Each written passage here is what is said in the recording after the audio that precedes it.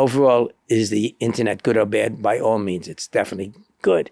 It allows people across the world to get an education, to get information where they never could have reached that otherwise. We can interact. Social networking is a whole other story.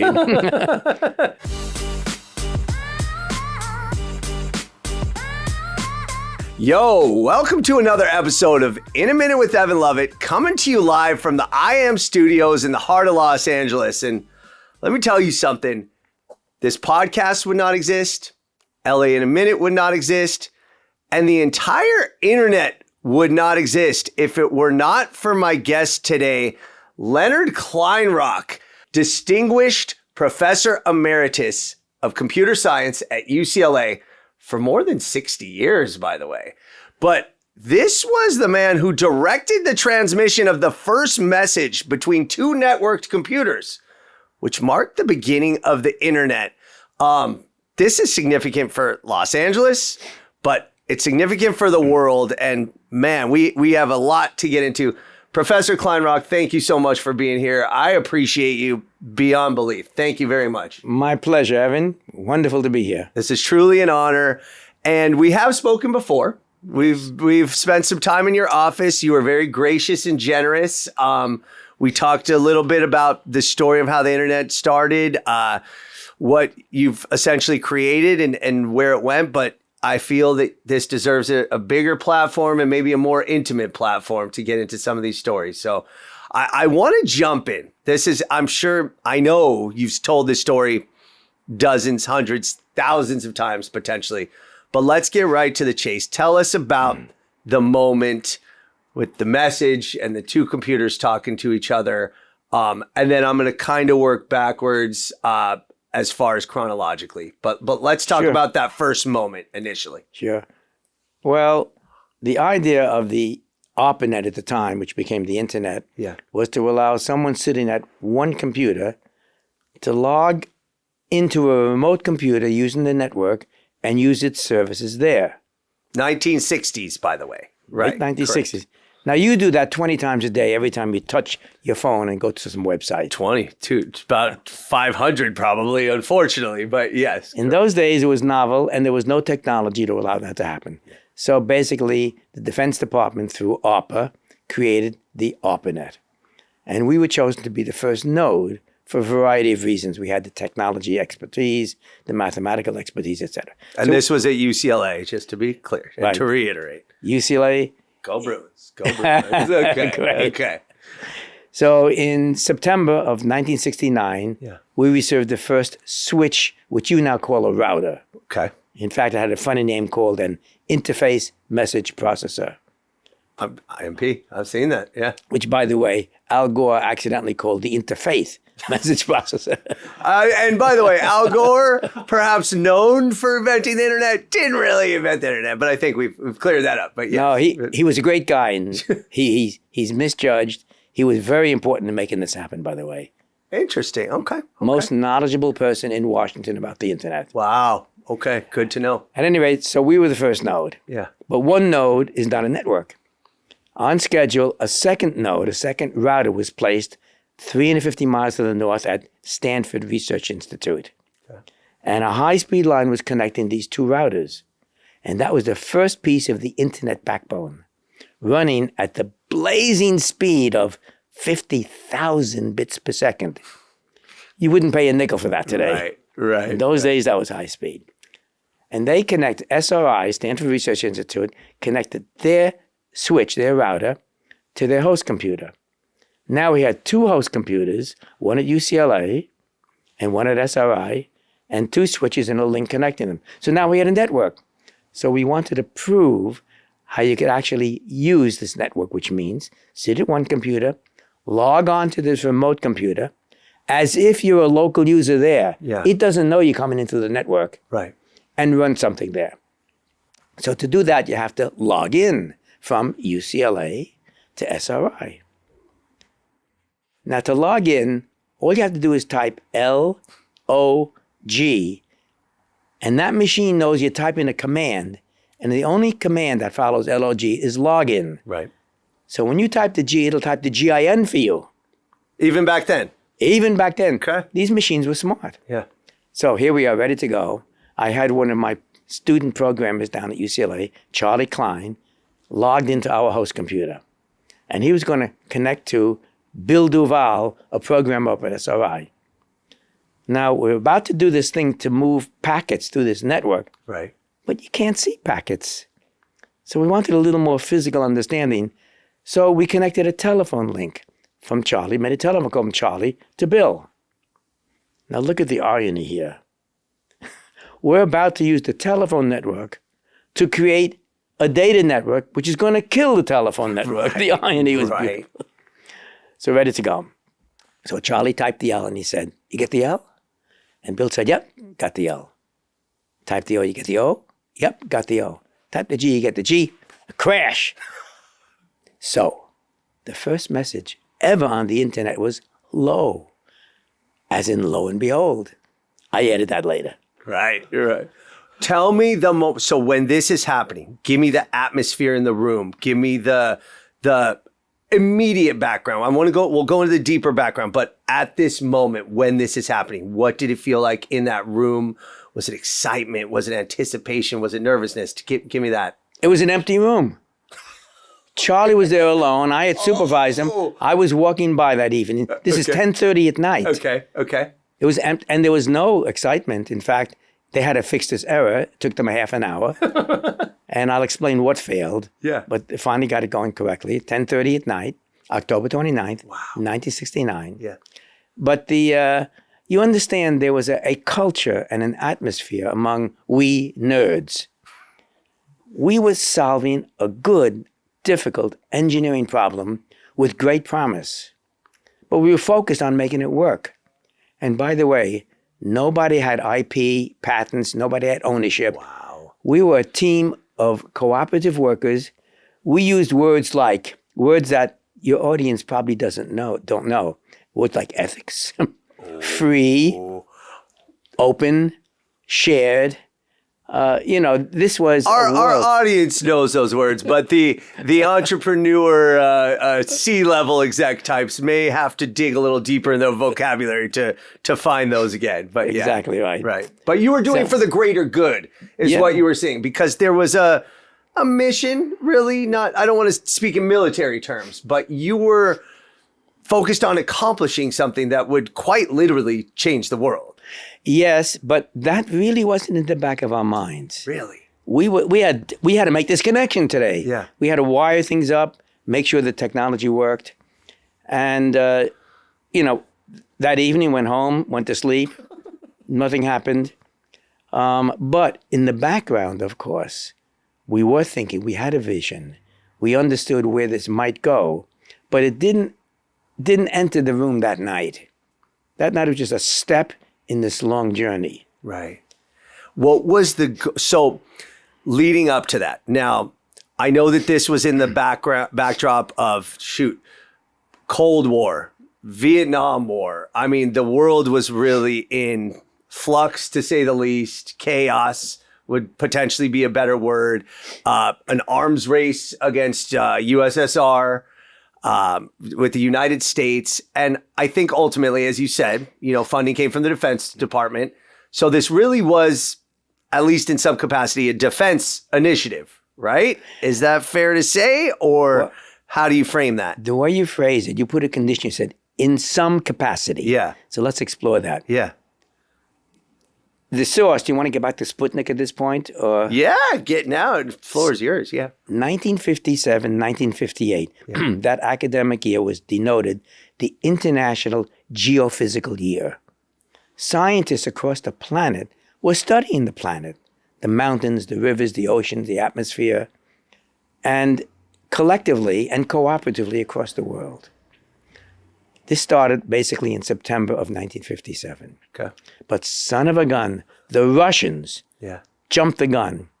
And on October 4th, 1957, they launched Sputnik. Sputnik was the first artificial Earth orbiting satellite. And it went around the Earth, and it went beep, beep, beep, and annoyed everybody. Right. Okay. Including then President Eisenhower. And he said, my gosh, we are no longer leader in science. The Russians have proven it. And that will never happen again. Wow. So 4 months later, in February 1958, he formed what is called the Advanced Research Projects Agency.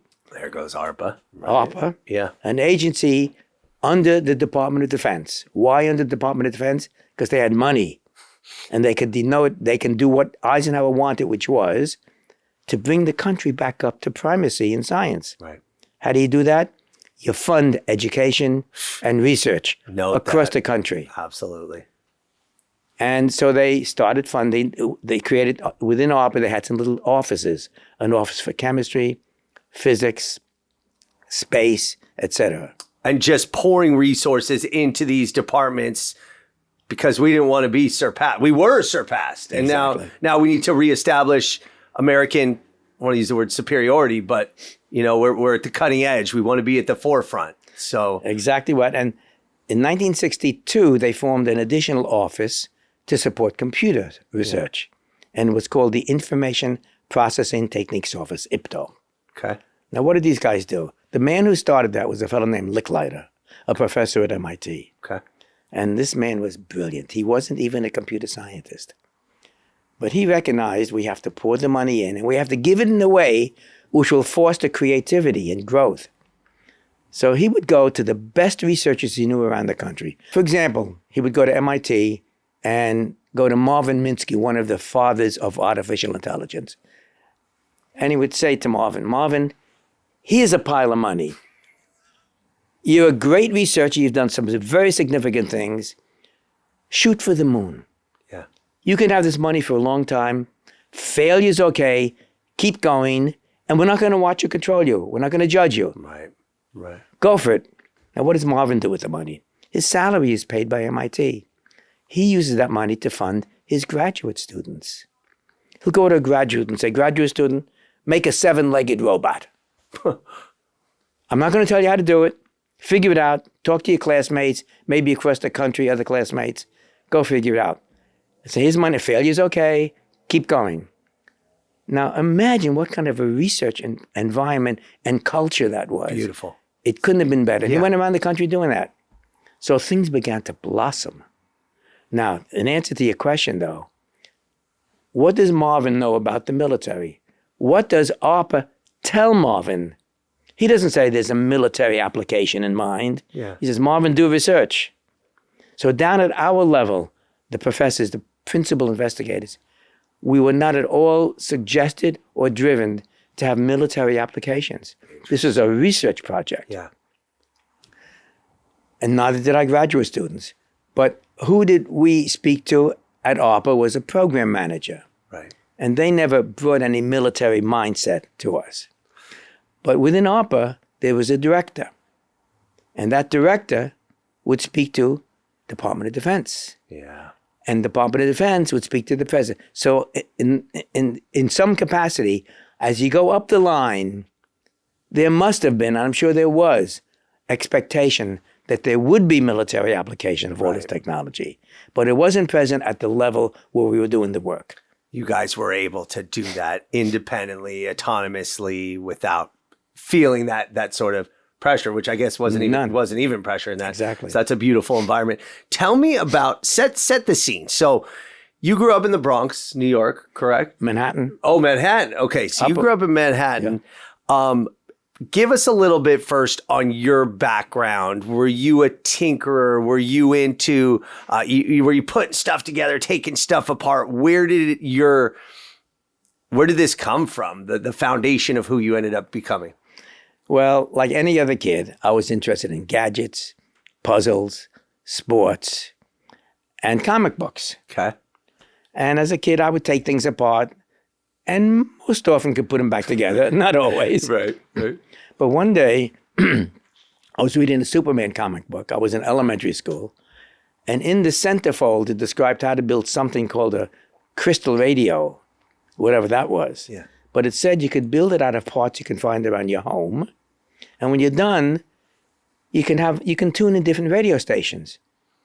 And it wouldn't cost you a nickel. Okay. I said, I want to try this. Yeah. So what parts did you need? Well, First thing I needed was an empty toilet paper roll. Got that. Got that. Yeah, right. Needed some wire to make a coil. I found out in the street. Okay. I needed something called a crystal radio. Well, you can make your own crystal. If you get your father's old razor blade and a piece of pencil lead, it becomes a crystal, a diode basically, which is what you need. Wow. Well, that was easy. And then I needed an earpiece to listen. No, I didn't have one. But I knew in the candy store down the street there was a telephone booth. And in the telephone booth was a telephone. And on the handset was an earpiece. Yeah. And it turns out in those days you could unscrew the damn thing. So I stole this earpiece. Wow, okay. You know, a little elementary school kid. So I'm set, except I needed one more part. It was called a variable capacitor. One of these things that will help you tune. I didn't have that around the house. I didn't know where to get it. Yeah, I don't think that's a common household item. Doesn't sound like, but right. But I knew where I could get one. In those days, this was, you know, I was just a kid. There were war surplus stores on Canal Street in downtown Manhattan where you could buy electronics. So my mother took me down on the subway. I walked up to the first store and I banged my fist on the table. I said, I need a variable capacitor. And the wonderful clerk behind the counter said, what size? I had no idea. Oh, okay. And I told him why I wanted it. He knew just what I wanted. Yes. He sold it to us for a nickel, brought it home, wired it up, and son of a gun, there was music in my ear. Wow. And this was magic. Yeah, it's a eureka moment. Absolutely. And by the way, it's still magic. I'm still trying to figure out how it worked. I know the electronics, I know electromagnetism, but action at a distance is magic. Wow. And it was that magic that really caught my instincts. And so I started building radios. I would borrow broken down radios, take them apart, and put them back together as a new radio. And I did that as a kid. So I was very much interested in electronics. Yeah. But, you know, when I look back, you know, I built a lot of model airplanes, flying models. I didn't join clubs. You know, you think there'd be a bunch of kids building radios or model airplanes. I did all on my own. In my apartment with my parents, and bless my mother, she let me make the biggest mess behind the sofa. She didn't know what I was doing, but she didn't stop me. Yeah. You know, if there was discipline and, you know, no, you can't make a mess, it would have slowed me down. Wow. So I credit her with basically giving me the freedom to do what I wanted to do. And so I built radios. I was fortunate enough to go to the Bronx High School of Science and Mathematics, and learn more about radio electronics. And then I was all set. Well, I wanted to go to college, of course. Yeah. But I couldn't afford it. You know, we were quite poor. So I wrote away to every chamber of commerce in America looking for scholarships. And I got a bunch, but it wasn't enough. I couldn't handle travel and living. So the only place I could probably go to was the wonderful, magnificent City College of New York, right. CCNY. Yeah. Tuition was $12 a semester. It was a fee. And, you know, CCNY has graduated more Nobel laureates than any other private university in America. Wow, to this day, huh? It's ending. Right. Great school. So I was all set to go. That summer between high school and college, I was a lifeguard in Lower East Side of Manhattan. I broke up more fights than I saved lives, and I saved 14 people. Wow, good stat though. Saved 14 people. Right? But I'll tell you a story. You know, it was a tough neighborhood. Yeah. And some people would jump into the deep water and they didn't know how to swim, so you get them. And there's a kid that jumped into the deep water and he came up and said, hey, save me. So I dove off the tower, got him, brought him up to the surface. And he said, ha, ha, ha. I was just fooling. And I was enraged because I'm going after this guy when someone else might need me. Yeah. So I put my arms around his shoulder, my feet around his waist, and down we went. Brought him up, took him down again. We came up, get out. A fight's about to start. And I was surrounded by his buddies. Yeah, of course, outnumbered, yeah. And at that point, the chief lifeguard stopped it. It would have been, I may not have been here today. Wow. At any rate, So I was a lifeguard that summer. Yeah. And all set to go to CCNY in the fall. This is 1951. Okay. Fall of 51. But I couldn't really afford the $12 because my parents needed me to bring in money to help support the house. That was 12 per semester, you were saying, right? 12 per semester. Wow. Okay. Because, I was working all through high school, as a movie usher and a bunch of other things. They needed, so I couldn't go to day session. I had to get a job in the day at a small industrial electronics firm in Lower Manhattan. And I went to night school. Now, and I was going to study electrical engineering. Yeah. Who goes to night school for an electrical engineering degree? Crazies, dropouts, very dedicated poor kids, and the GIs coming back from World War II. Okay. And these guys, these GIs, understood what life was about. They weren't there to play around. They were serious. Well, the rest of these people were crazies, if you will. Right. So I had a wonderful experience with a mixed group of classmates and a mixed group of faculty who was teaching at night. Yeah. Engineers working in the daytime. So I got a lot of practical experience as well as theoretical understanding. Real life lessons and exchange of those kinds of ideas in addition to just scholastic. Yeah. It was really important. In the daytime, I was working as an assistant engineer, and I learned all about implementation and practical things, and there were great electrical engineers in a small company who taught me a lot of stuff. So I had this wonderful mix, which is important, of the practical side of engineering and the theoretical side. I'll give you an example. One day, the professor came in at night, and he said, "See this? It's called a transistor. They had just come out. And, transistors, like vacuum tubes, are supposed to amplify things." He says, "This is a better thermometer than it is an amplifier because it's very sensitive to heat, and it'll change its characteristics according to the temperature. And here's how to fix it. Here's how to compensate for it. There's a way to do it." Now, had I been a daytime student, teacher would have said, "Here's a transistor, here's the way it works, end of story." Yeah. The richness was not there.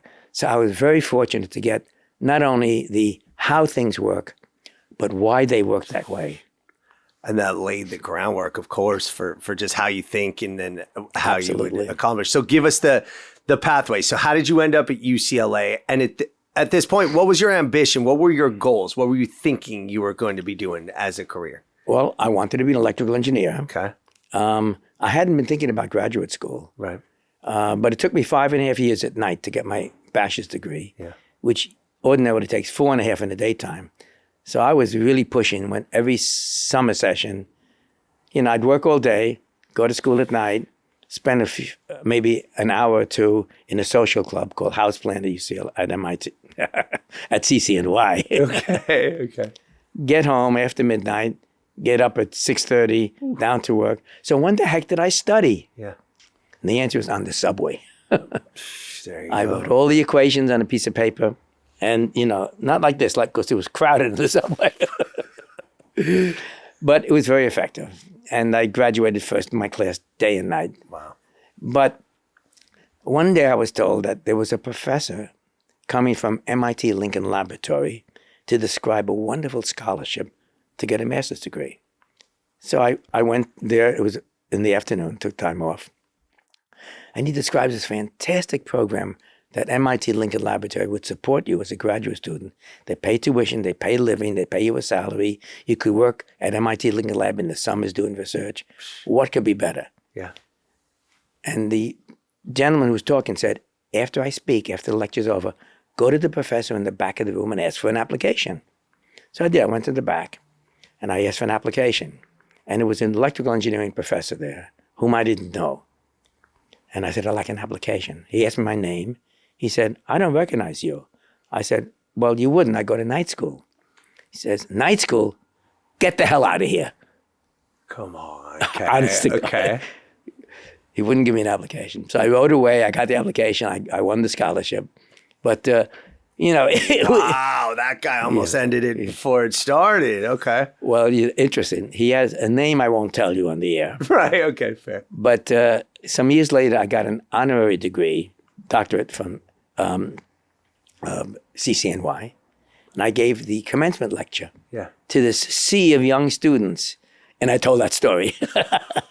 And he was still on the faculty, but I didn't give his name. Was he sheepish? Did he? He didn't even recognize it. He didn't even recognize it. Really? Okay, fair enough. Okay, so give us this cross-country jaunt. How'd you end up at UCLA? So I went to MIT, Yeah. got a master's degree, and by the way, I got married while I was at an undergraduate city college. Where'd you have the time? Was she riding on the subway with you or helping you study? I or? met her at CCNY to dance. Okay. And so I had to get out of the house. It was just too confining, too difficult. You know, the hours were bad. So I got married a couple of years before I graduated. I don't suggest that. Oh, man. Okay. I can imagine. And so when I got to MIT, we scheduled to have our first child when I finished my master's degree. So I'm finishing it, but my supervisor, my PhD, my master's thesis supervisor said, Len, you got to get a PhD. I said, I don't want a PhD. I got a great job at Lincoln Laboratory. I got a child coming. I need to earn some serious money. Yeah. You got to get a PhD. So he kept pushing me.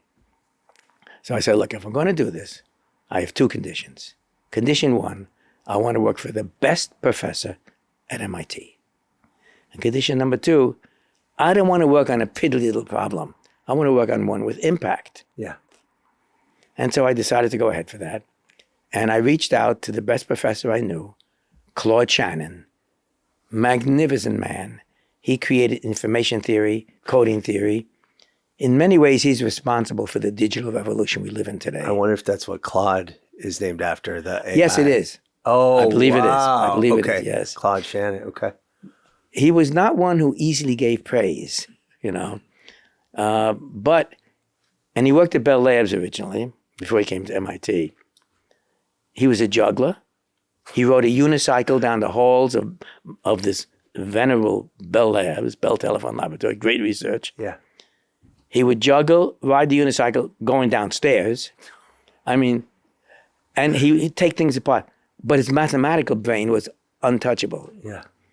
So he had the ability that I mentioned before to understand the practical, intuitive side of the systems he was making mathematical breakthroughs on. And you go into this man's office. He'd be this great mathematical mind. In one hand, he'd have a little differential gear. The other hand, a Swiss Army knife, and he'd be unscrewing the damn thing.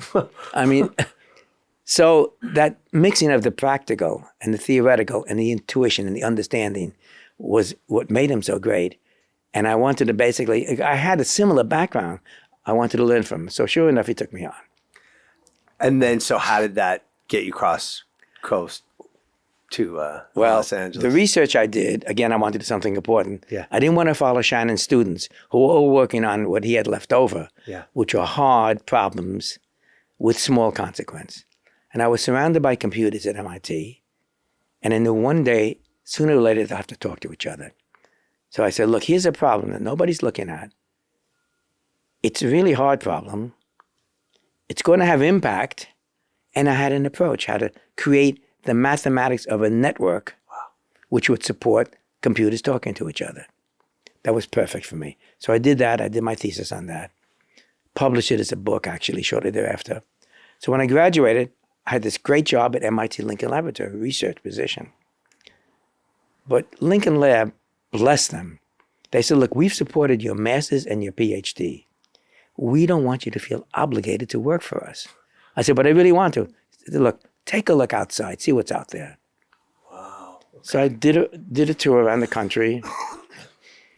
I got a great offer from Bell Labs, other research companies, Yeah. some of the larger technology companies. And for some reason, UCLA thought I wanted to get a faculty position. So they interviewed me and they made me an offer. Was UCLA on your radar before that? Not at all. You understand, this job they offered me was at half the salary I was going to get at Lincoln Lab. Okay. Was all the way across the country in the Wild West. Had you been to LA at this point? To interview, yes. Okay. But that was Okay. it. That was your first. I saw this place. It was colorful, low buildings, Yeah. warm, The horizon. That's right. but I had no relatives here. I knew nobody here. I'd done a tiny bit of teaching at MIT, totally new. So I went to Lincoln Lab. I said, look, I really want to work here, but there's this interesting job at UCLA they're offering me to be an assistant professor. What advice do you give me? And bless them, they said, Len, try it. If you don't like it, come back. Wow. What a generous offer. Gracious, yeah. So in 1963, I was at UCLA as assistant professor, and I'm still here.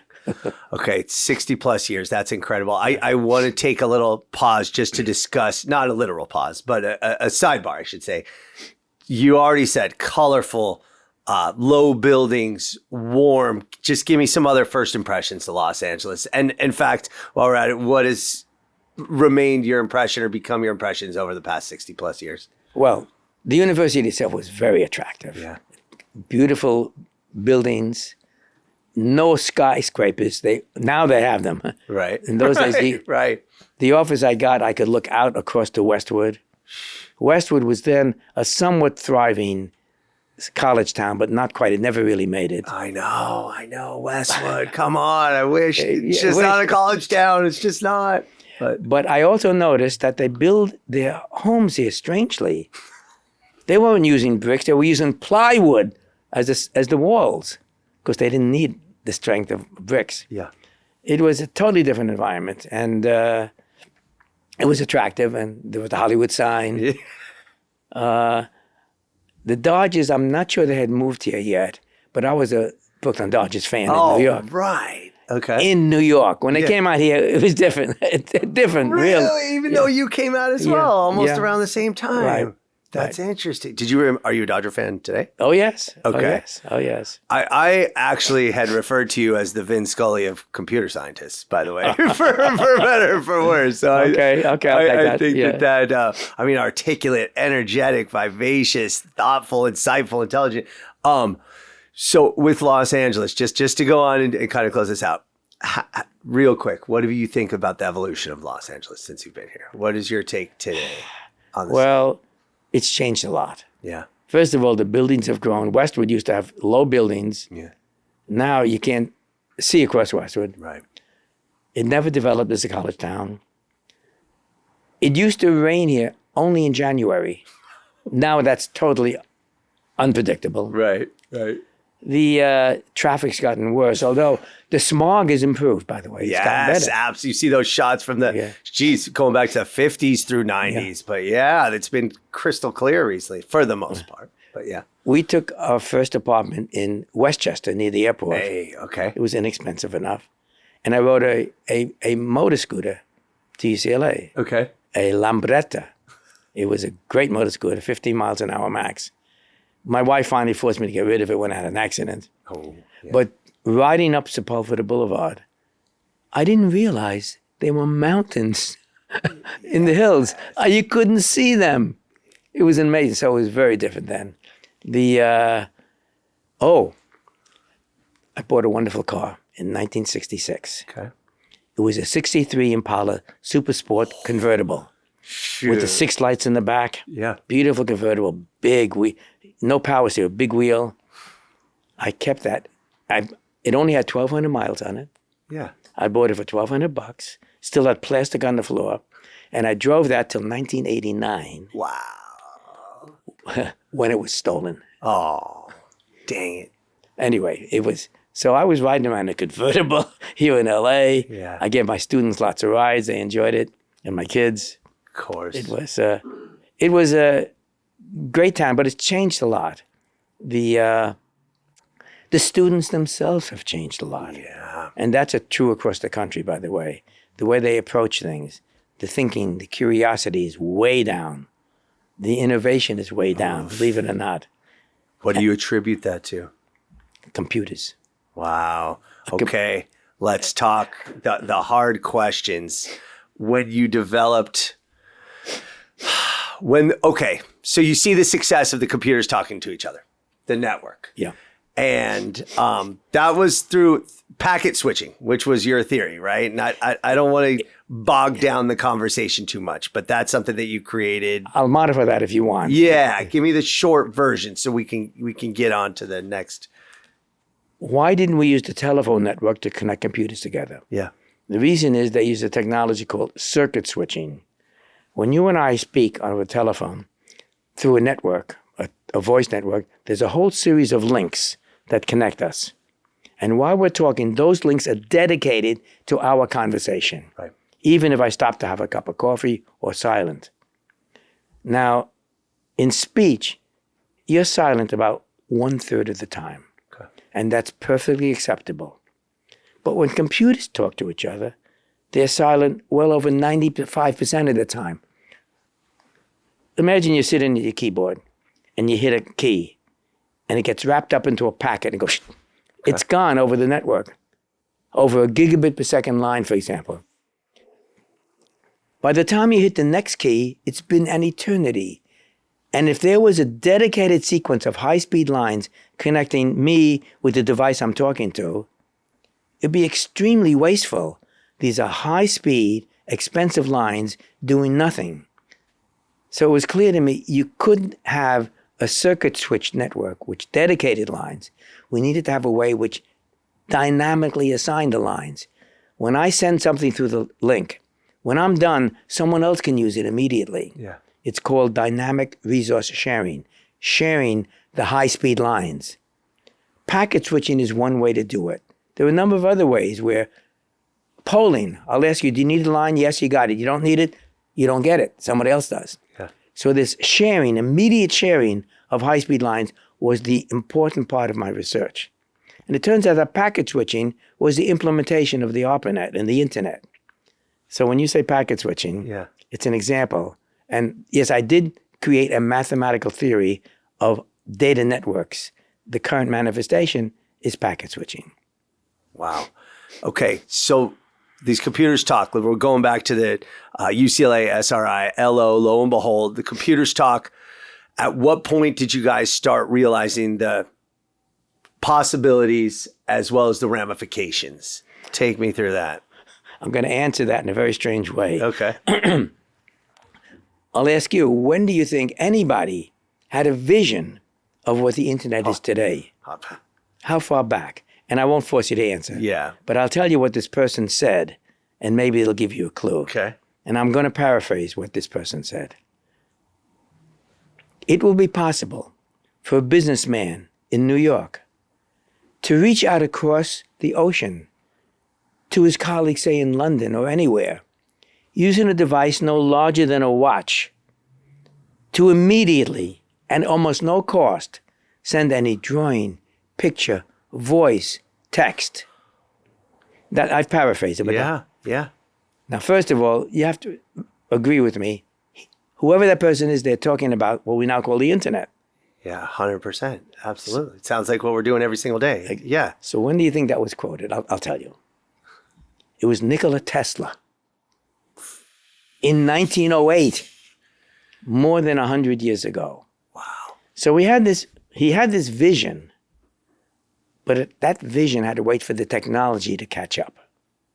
Now, along the way, there have been other visionaries, H.G. Wells, Vannevar Bush, Licklider, myself, even before the internet began, where we saw where this was going. In fact, to give you an example, I articulated a vision, and by the way, I'm not giving you baloney here because it was printed July 2nd, 1969, before the internet began. And in that, I explained that basically, and I'm going to paraphrase again, this network will be a system that's always on, always available.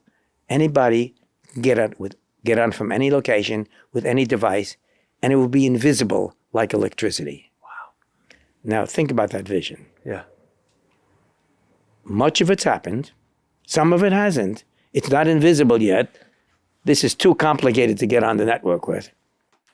But I totally missed social networks. Oof. Big time miss. Yeah. Well, you can't foresee everything. I mean, come on. Yeah. But the point is the vision was there. Yeah. And it was waiting for the technology to catch up. And it did in the late 60s, early 70s. And so we knew where this could go. But this network we created in 69, 70, it was a research network. It was an engineering challenge. It was not meant to sell cookies to you over the internet. And there was challenging. We were making great things happen. And we could see the engineering challenge. Remember, that was the culture we had. Right. And so it sailed along beautifully up until 1988, when Robert Morris, a graduate student, unleashed the first virus. And it reached about 10% of the people on the internet at the time. And we saw that, we said, ouch. And we said, oh, well, this guy's just a hacker. He claimed he didn't even release it, that his office mate did. But we took it down, Okay. and we ignored it. His father, who happened to be working for the CIA at the time, was quoted as saying, it's a good thing my son did this. And we said, what kind of a rebel are you? He was right. He was warning us where this network could go. Wow. But we ignored it. And during the period up till 1988, the network grew. It was easy, it was rich, very interesting. From 1988 to 1994, it continued to grow. And three important things happened. First, the NSF, National Science Foundation, wanted to connect their supercomputers around the country together, and they decided to use the ARPANET. Okay. And they beefed it up. It was now called the NSFnet. And we began to see as a result, not only computer scientists, but we saw chemists, physicists, biologists, physiologists, oceanographers joining the network. So the constituency grew dramatically. Right. But these are all scientists. Now, where does a research chemist work? Either at a university or in the research department of a large chemical company. Okay. So here they are in this research department. And what are these guys doing? Email. The most seductive application for those early days. Now, email is very seductive, very visible. And outside this research group, you got, the marketing people, the staff, the drive, and the executives say, wow, we want this email. Yeah. And that's when the .coms began to appear, saying we want access to this. Second thing, Al Gore. There we go. Okay. In 1988, I testified for one of his Senate subcommittees on a report I had chaired called Towards a National Research Network. And he picked that up. He realized we need a big, strong backbone network to support research and science. So he convinced the first President Bush to pass into law the High Performance Computing and Communication Act of 1991, the information superhighway. Okay. So now we had a gigabit backbone which could support the .coms that wanted it. What was missing? What was missing was a convenient, easy user interface. Along comes the web, solving that. So suddenly we got this combination, and it's just pregnant, ready to go. On April 12th, 1994, the first broad-based spam message got released by a couple of lawyers. Okay. And I have a copy of that email, by the way. Yes, I would love to see that. But go on. And what did it say? It said, to the world, there's a green card lottery coming up. Hire us, pay us, and we'll help you get into the lottery. What do you mean you can't advertise on our engineering research network, we said. So we sent email back to them. You can't do this. How dare you? Shame on you. We sent so much email back to their server that we took it down. Wow. Okay. So as an unintended consequence of the first spam email, we created the first denial of service attack. But it was too late. Yeah. Now the commercial world saw what was going on. Yeah. And they said, oh, this is not a research network. This is a shopping machine. We can make money out of this. It's a gossip chamber. It's an entertainment channel. So suddenly the entire effort by the people who were driving the internet, the commercial world, the high-tech companies, we can make money with this. And we're still living in that world today. We're being exploited. Yeah. Our privacy is being invaded. And the research side shifted. So basically, in the early 90s, it made a major shift. And here we are today, still suffering the dark side of the internet, which emerged. Now, what should we have been able to prevent that? Could you? That's like preventing, human nature almost at that point. So you're right, but we could have done some things to help. Back in the early days, remember ethics, free, shared, open? We had no reason to protect ourselves from each other. We were well behaved. We had good netiquette. Okay, right. What we could have done was install two safeguards. One, basically strong user identification. You have to be able to prove that it's you talking to me over the network. What mechanism can we do with that? We don't have that today, by the way. Second, we should have a good file authentication. What you send me is what I receive, and nobody in the middle changed it. Yeah. And had we created those two, we should have turned them off immediately because we didn't need it. But crank it up as these abuses began to arise. And they would have slowed down some of the abuses, but it wouldn't have solved the problem of fake news, of bad players. I mean, what we created, what's the power of the internet? To allow some poor, sloppy person living in a basement with banana peels all over the place, if they have a laptop and a connection to the internet, they can reach out to millions of people at no cost, immediately, anonymously. And that's a wonderful power and a wonderful curse in a way.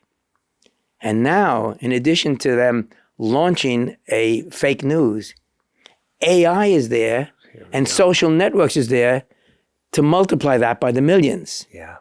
So this is the world you're living in now, Evan. And do you think that, going back to your point about the students not being as curious, about perhaps not being as intellectually rich, that sort of apply, how does that apply? Like, apply that to the fact that, you've seen the students change and we've all seen the world change, maybe in some ways not for the better. What is that about the internet and that access and about that ability to be that guy in the basement and with the banana peels? Like, how did that sort of suppress the innate curiosity and willingness and want to learn about new things? Well, as I said, I blame it on computers to begin with. Yeah. Computers, I say, are the worst enemy of critical thinking because our students these days relegate too much to reach into a computer to get an answer or get information. And if you're an engineer and you don't know Archimedes' principle, you can't use it in your daily thinking. Most of the good research takes place while you're driving, while you're showering, while you're about to fall asleep. Because if it's not up here, you can't put things together. Yeah. So the curiosity and the drive and the innovation has been relegated to the computer. Now, certainly the machine has enormous value. Yes, if I want to find out some weird fact, I can reach out there and get it. Or some, maybe even ChatGPT will tell me how to change my login on my computer. The detail I don't have to necessarily know. But the students now have relegated too much to the computer. And, I harken back to Shannon. He could imagine multidimensional space. He could live in his mind there and see how things worked. And from that, he could produce his great works.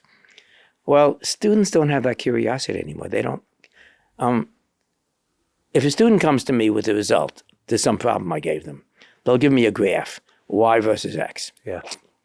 I'll say, oh, that's interesting. This piece of it looks like a straight line.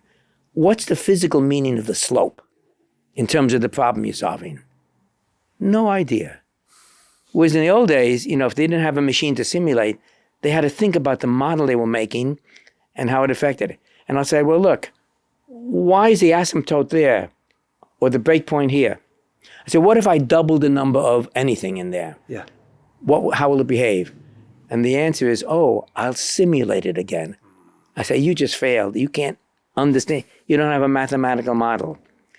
And even if they get an answer, now here's the result, they don't ask, why does the result look that way? What's behind it? Can I apply that thinking, that understanding, that intuition to another problem?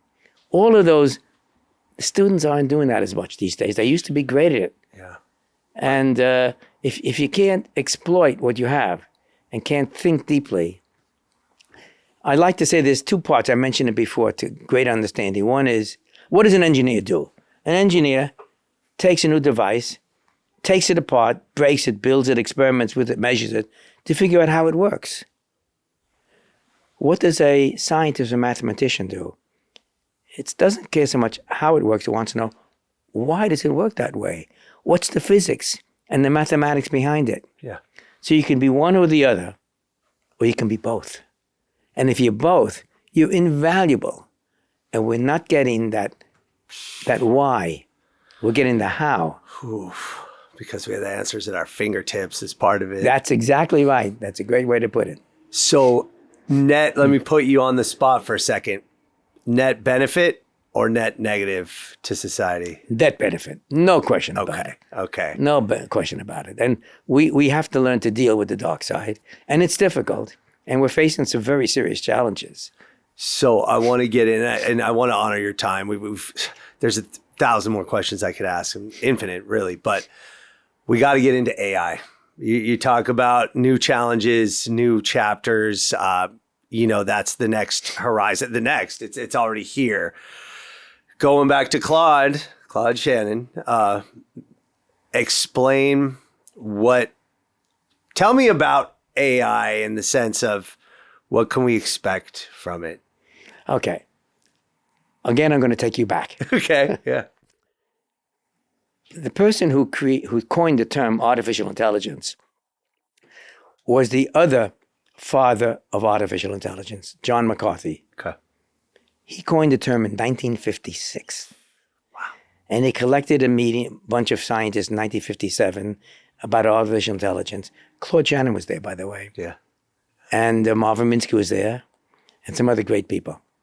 And so the early artificial intelligence work was basically called symbolic AI, where you give a program a set of rules, and it follows those rules, and maybe it can interpret language, maybe it can move a robot arm, maybe it can play a game of checkers, etc. Yeah. And by the way, talking about checkers, there's a very interesting occurrence that has great implication today. A researcher named Arthur Samuels, in the early 70s, late 60s, wrote a checker playing program. He could play checkers with a computer on an IBM 701.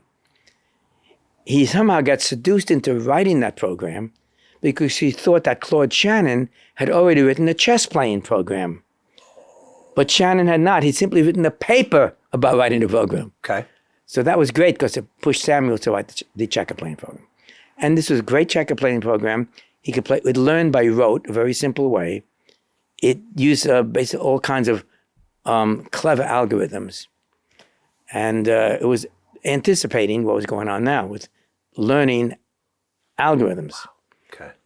And the story I want to tell you is one day when he was playing with it, he changed the algebraic sign of the objective function from plus to minus by accident, hit the wrong key. Yeah. The machine was now programmed to lose. He started playing with it, and he couldn't tell it was trying to lose. Because to lose good, you have to capture control of the board and then the big sack. You got to be a good fake. Yeah. Right. And suddenly, bang. And he saw, now, there's a lesson here. We will be given, are giving artificially intelligent programs responsibility. Suppose we asked an AI program to increase the economy of the United States. Okay. And it's off doing it. And suppose it's either corrupted or accidentally decide to drop the economy. Yeah. And if you can't tell what it's doing, this could be serious consequences. And we don't know how these neural networks really perform. Because the history back, symbolic AI in the early days, there were even early on inklings of what we now call neural networks, which is the basic AI system you're working with today. And there were AI winters and came and went. And finally, the neural networks began to appear and do great things. They do pattern recognition, they do language computation, etc. We don't know how they work. But they're great. Now, there's a lot of work going on to make them explainable. We're trying to do that now. Right. But we love them. They do what we want. Yeah. But, related to this ability to not understand what they're doing, we don't understand the domain for which they're good. I'll give you an example. Highly optimized systems of any type work very well in the domain for which they were designed. If you move outside that domain, they collapse colossally. Example, AM radio versus FM radio. Okay. Yeah. Here's a base station. AM radio is always terrible and it gets worse and worse and worse when you get far away from the tower. Right. FM is terrific. It's beautiful until you reach its limit and then it collapses dramatically. Okay. Yeah. So in general, optimized systems work well if you keep them in the domain for which they were designed. Okay. Good. Now let's take a highly optimized neural network. And it works beautifully in the range for which it was designed. But we don't know what the domain is. We don't know where it's going to collapse. Right. So along with that understanding and knowing at some point they can collapse is very dangerous. So to answer your question, what are we going to do with these things? Yeah. Well, to jump to the final question you're going to ask, how are we going to solve this? I have a hope. And the hope is that AI itself will be the tool that corrects some of these big failures. And I say that because these artificial intelligence systems, they know everything that's going on in the network. Much more than you or any scientist can. And they watch everything going on, and they have tools to make adjustments. Now, will they go rogue? Will they go malicious? That's a difficult question, but I think it's only through AI that we're going to have the power to control these babies. It's a hope. It's not. I don't have a design. I don't have the research. But I think therein lies the approach. But isn't that kind of making this, and this is almost philosophical, but is that almost making the assumption that the AI is programmed or that it is that it has good intentions or? Well, there were good cops and bad cops. Right. And they get corrupted. And I don't have the answer to that. The other question is, we're going to give up our humanity. Yeah. And relegate everything to these other things. Cede the decisions to AI. What happens then? Don't ask me. That's why you're here. No, Wow. it's a tough question. And I don't know how we protect against that. We can put rules down, put boundaries on it. But there always will be the hackers and the bad actors who will go beyond that. And how we control them is not clear. The penalties are not strong enough necessarily. So I can't answer that. Do you think we're already too far down the road? No. We have the ability to be creative, be smart enough to find ways to do this. And you asked before, overall, is the internet good or bad? By all means, it's definitely good. It allows people across the world to get an education, to get information where they never could have reached that otherwise. We can interact. Social networking is a whole other story. Okay, all right. To bring it back down a little bit, any advice to anybody who's thinking about getting into computer science or into your field or into AI? What do you think to any young, curious types, scholastic types? Because they are out there, and I know there are some brilliant minds, walking around of all ages right now. So I'll tell you the advice I give my students. Yeah, I have a bunch of lessons. First of all, believe in yourself that you can do good things. Best advice for anything. Yeah, correct. In my life experience, I've had an opportunity to bump into these problems. And I'll give you one story about my background, which you can eliminate if you like. No, I like it. Go. I grew up in Manhattan. Manhattan is a concrete jungle. There's very few trees around. Yeah. And I love Tarzan. Tarzana, by the way, right down the road. I wanted to be in the jungle. I wanted to be an Indian riding a horse with arrows and all. So the only way to get out to nature was to join the Boy Scouts. Okay. Because we go on camping trips. So I joined the Boy Scouts. And I worked my way up to a Star Scout, which is like 5 merit badges. And you get great leadership training. You become a patrol leader, a senior patrol leader. And as soon as I got my Star badge, the scoutmaster said, Len, you can become the first Eagle Scout in this troop. We never had one. Now, in those days, to become an Eagle Scout was really tough. You had to get 21 merit badges, really difficult. And it was beyond my grasp. You know, it wasn't easy to get. Yeah. And I knew I might not make it. So I accepted the challenge. And I did become an Eagle Scout. Nice. And it took a lot of work.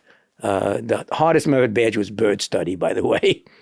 You had to identify 40 birds, know everything about them, be able to say everything about. And I had to go to scout camp to do that. Little did I know, dummy, that Central Park has jillions of birds in the migration period. I thought New York had 3 birds only: the sparrow, the pigeon, and the seagull. Wow. I went scout anyway. Okay. So when I got that, I realized I could go beyond my grasp and achieve it. And it gave me the confidence that I can do that in other domains. Yes. And that's my advice to young people.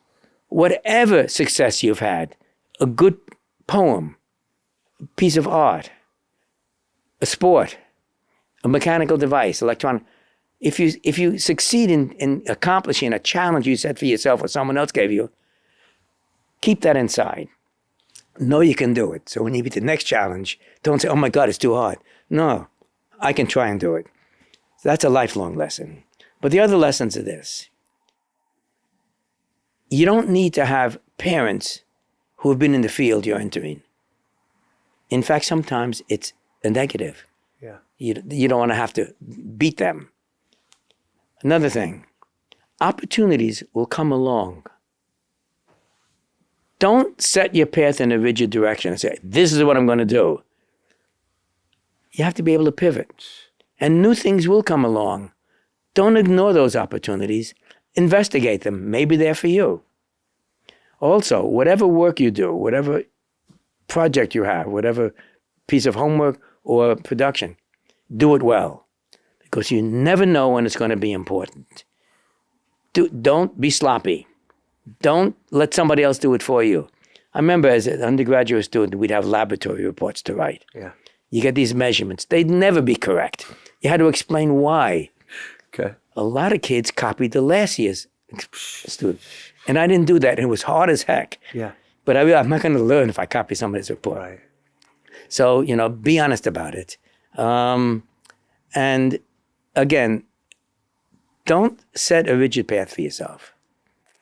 For example, don't say, I'm going to become an excellent coder, because that was a mistake. We know now, right? Whew. Or don't just go into AI. Yeah. Keep it up, and if something else comes along, use your skills. And by the way, when a field gets too crowded and too competitive, my advice is shift a little bit. Take your talents and move it into something that's close, but not identical to what you're doing. Yeah. Be ready to pivot. Forge a unique path too.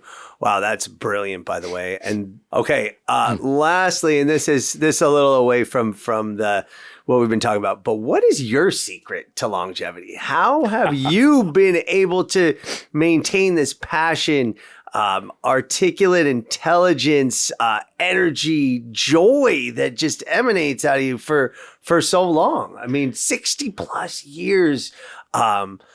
Being a forerunner, being on the Mount Rushmore of 20th century, 21st century now accomplishments, and still going and still excited and still just doing your thing. What are your secrets? Well, the one secret had nothing to do with it's DNA. Okay. That was important. Yeah. But don't follow. Another lesson is don't follow the pack. Yeah. That's a well-trodden path. You're not going to find diamonds or gold there. Yeah. And I never did follow the pack. And I'll never retire. Because working with students is about the best invigorator. They're bright, they're smart, they keep you young, they challenge you. Yeah. You enjoy, you get gratification out of teach. Getting a PhD is literally a course in research, to teach somebody how to do research. So to teach someone to do that gives you the energy and the satisfaction it's going on. But look, I didn't follow the pack. As I say, I was not a joiner. I was a swimmer. Yeah. That's not a group. Independent sport. Absolutely. I was a marathoner. One thing I do now, which is a group, I study karate, Japanese karate. All right. Shotokan karate. Wow. And that is a group sport. But the reason I do that is, in my life as a professor, I don't have a boss. Okay. The chairman, the dean, the chancellor, you ignore them. You do what you want. I do the research I want. Yeah. I get the students I want. I teach the courses I want. But when I go to karate and sensei says bow, I bow. He says punch, I punch. So that yin-yang, a totally different world where you can let yourself go, is encouraging. And I've been doing it now for 42 years. Holy cow. And so that helps. But it's the, Confucius is attributed to the following quote. I think other people said it as well. He said, choose a job that you enjoy and you'll never work a day in your life. Yes. And that's really important. They'll never pay you enough. Right. They'll never pay you enough. It's your life, for God's sake. True. So, and I enjoy my work and every aspect of it. And I mix it up a lot with the physical and the theoretical, both in the way I behave and the way I study.